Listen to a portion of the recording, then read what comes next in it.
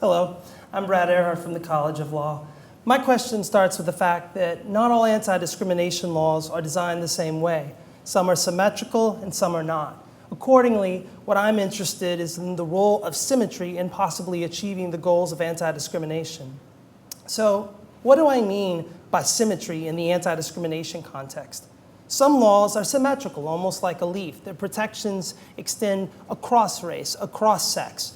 I define a symmetrical approach to anti-discrimination law as one where everyone is covered or protected on the basis of a trait that everyone has. One example is equal protection jurisprudence under the 14th Amendment. Laws drawn along racial lines are subjected to the same level of scrutiny, no matter the motivation, benign or otherwise, and no matter the race. Similarly, Title VII protects all or nearly all on the basis of race, sex, religion, national origin, and color. To further clarify symmetry, I define an asymmetrical approach to anti-discrimination law as one where only some are protected or covered, even though everyone has the underlying trait. The best example of this is the Age Discrimination in Employment Act. We all have an age, but the ADEA only protects those who are at least 40 years old.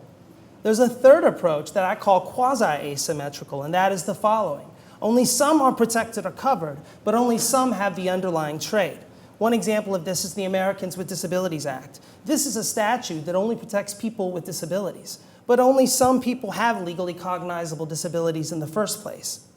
Another example of quasi-asymmetry would be the Family and Medical Leave Act. This is a statute that provides leave for family caretaking or serious medical conditions. So not everyone is provided leave under the statute, nor are all protected from discrimination for taking such leave. But again, not everyone will need to take leave for family caretaking or a serious medical condition.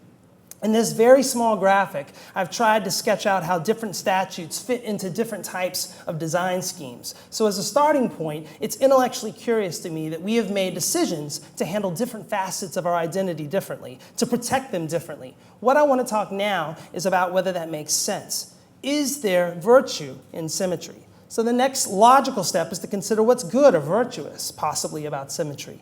Understanding what's uniquely good about symmetrical approaches to anti-discrimination can help us think about the potential application of this theory to real-world problems. I've broken out 3 distinct categories for thinking about symmetry's potential benefits: expressive, political, and substantive. By expressive, I refer to the fact of the signal that a law sends to the public. By political, I'm referring to the fact that laws require support to pass and some level of support to be implemented correctly by judges. And by substantive, I mean how well does a law actually challenge discrimination?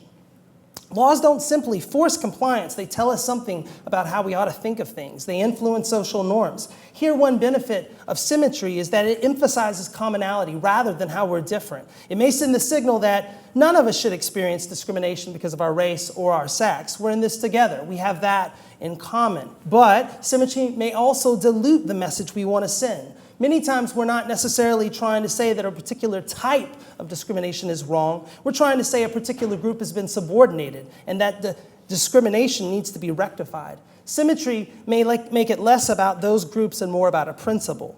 One potential political benefit is that laws that are symmetrical may more easily secure political support as well as judicial implementation. Laws that are symmetrical are likely to be seen as sensible and fair. Conversely, when anti-discrimination laws treat people differently, people often push back or label that differential treatment as special treatment. But it may be that a symmetrical law is still seen as principally benefiting a narrow group. Title VII is a bit like this. Initially, it was seen as principally benefiting a narrow group and thus did not garner much support. That said, there has been more support for the statute over time, and I think at least part of that is due to the symmetrical nature of its protections. One advantage of symmetrical laws is that they cast a broad net in terms of coverage, which is useful since it's difficult to predict which groups will experience discrimination in the future. This also makes laws less likely to require future amendment for the scope of the protected class. But one could argue that we don't need to cast a broad net to achieve substantive justice, because even though we may not all have a trait at a particular time, with many of the asymmetrical or quasi-asymmetrical statutes, we'll all be covered at some point. For example, most of us will age and become at least 40 years old. We'll all become disabled if we live long enough, etc., etc. I'd like to suggest one potential application of my theory that may make sense, and for some of the reasons I've previously discussed. That proposal would be changing the ADEA to protect all persons on the basis of age. Views on whether the ADEA has been effective are mixed, but overall, I would characterize them as negative. Currently, the ADEA is a statute that I think is rightly viewed as intended to protect older workers. Changing the ADEA to protect all on the basis of age would signal that the ADEA now, as a matter of principle, prohibits using any age as any proxy for merit. This would mean taking a really strong anti-stereotyping approach. Making the ADEA symmetrical could also yield more generous judicial interpretations of the statute if the ADEA is seen as being less about special rights of older workers and more a principled view of which traits are acceptable for distinguishing between workers in the first place. This may also yield rights that judges are more willing to enforce robustly. I'm also interested in considering how symmetry fits with several current anti-discrimination issues. These include the Voting Rights Act, measures to achieve pregnancy accommodations, and possible obesity protections. I'm not sure of what conclusions I'll draw, but I'm confident that symmetry is an interesting prism through which to view them.